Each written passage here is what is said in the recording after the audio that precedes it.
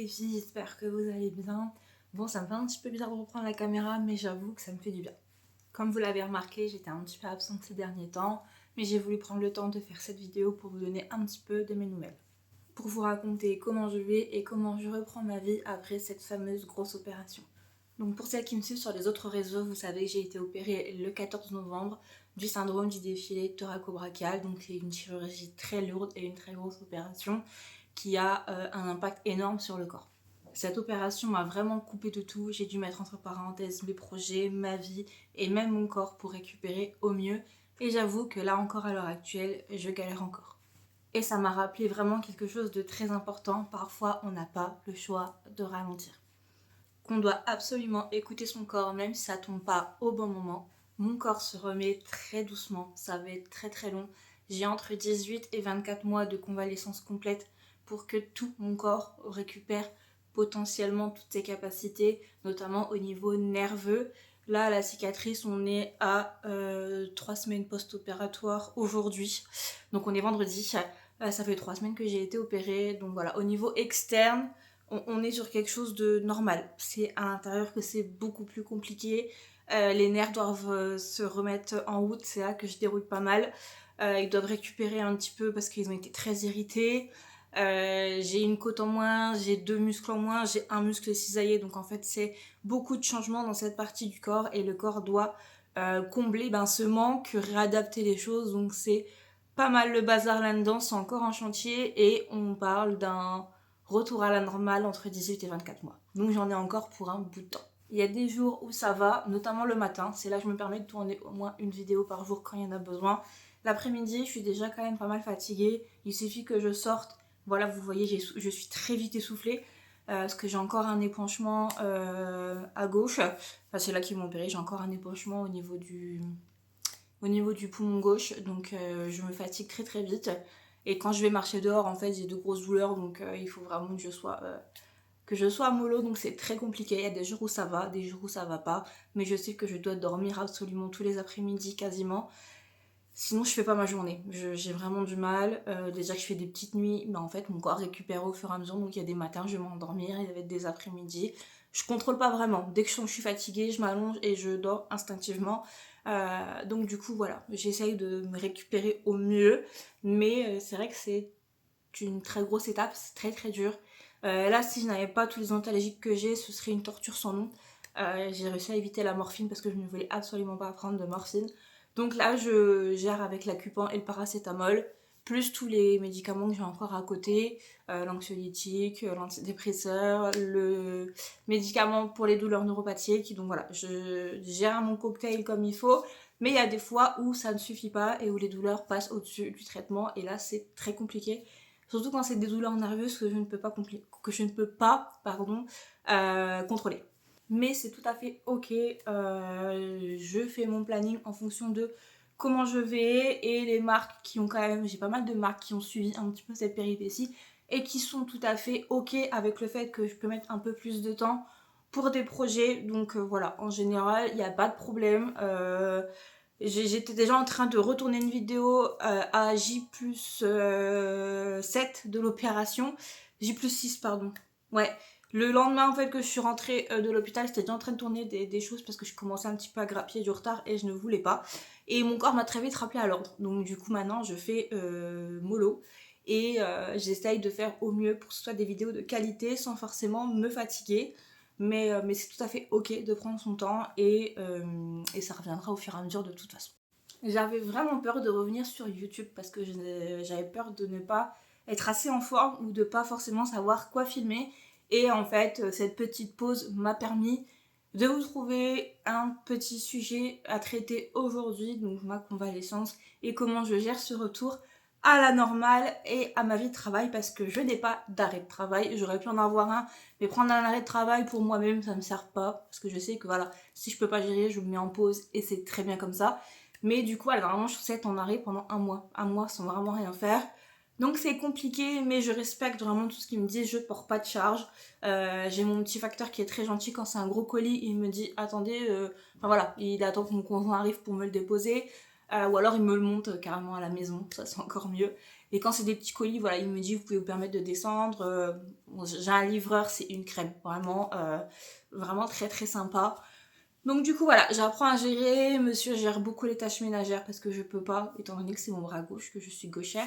Je prends déjà un peu de risque en me lavant les cheveux et en me maquillant, mais ça reste le minimum pour moi pour me sentir à peu près bien. Donc du coup voilà, je fais 2-3 petites choses avec Nelia, mais c'est vrai que faire les lessives, voilà, c'est vraiment des gestes répétitifs pour étendre le linge et tout ça. Porter la panière, je ne peux pas. La vaisselle, c'est pareil. Bon, généralement on a le lave-vaisselle, mais on a des ustensiles, casseroles et tout ça qui ne vont pas au lave-vaisselle, donc forcément c'est lui qui gère un peu toute cette partie. Et là il commence un petit peu à en avoir marre, mais bon, on n'a pas le choix, on fait avec. Et je sais que voilà, j'ai ma meilleure amie qui est là en cas de besoin, si vraiment il y a quelque chose.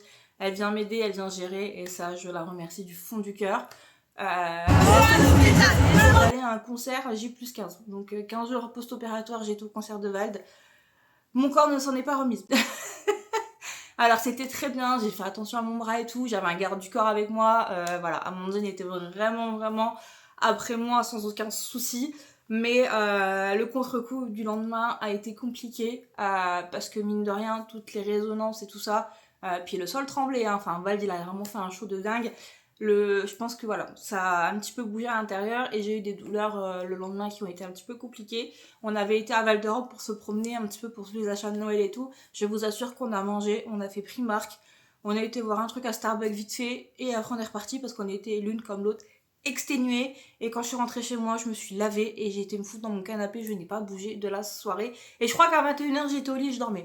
Donc très très bon concert, mais c'était le gros écart que j'ai fait, sachant que je n'ai eu les résultats que ce matin, donc ce vendredi, comme quoi j'avais encore un épanchement au niveau du poumon, un épanchement de liquide. Donc en fait ça explique pourquoi j'étais très essoufflée et que j'avais de grosses douleurs quand je marchais sur Paris.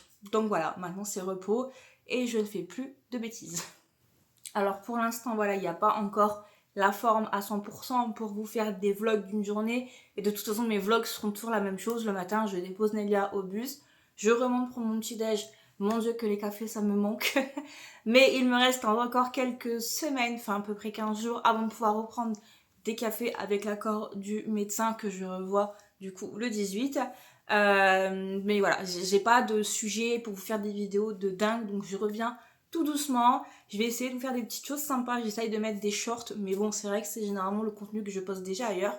Donc j'essaye de faire vraiment des vidéos exclusives à YouTube, un peu plus longues, mais il faut que je trouve les sujets. Donc si vous avez des idées, n'hésitez pas à les mettre en commentaire, c'est toujours un plaisir.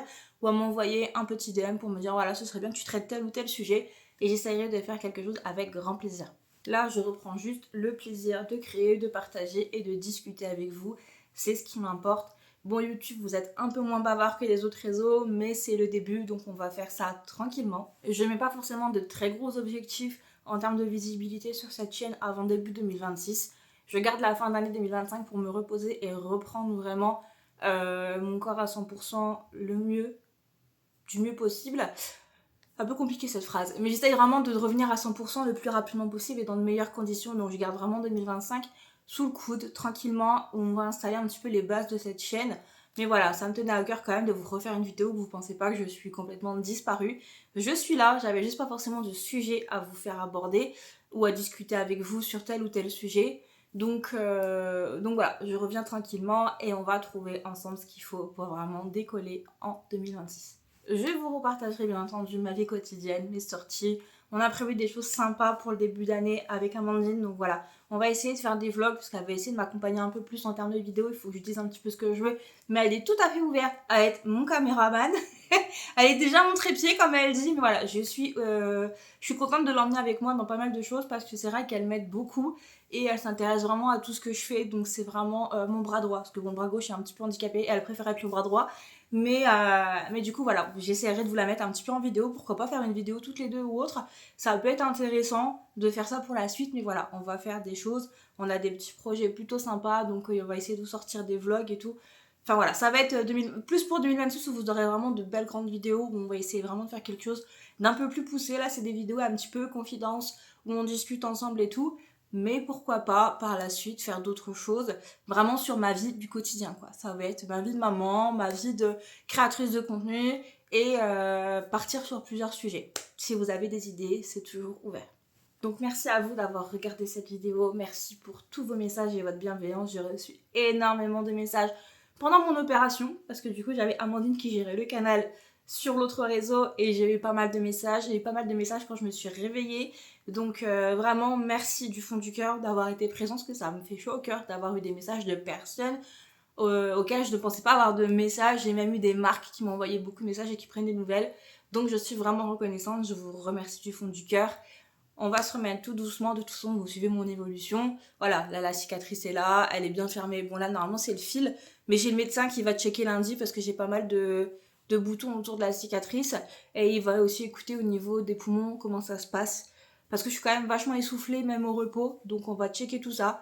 Mais les gros rendez-vous se font à partir de mi-décembre. Donc là il y aura peut-être des retours, suivant ce qui est dit, mais voilà.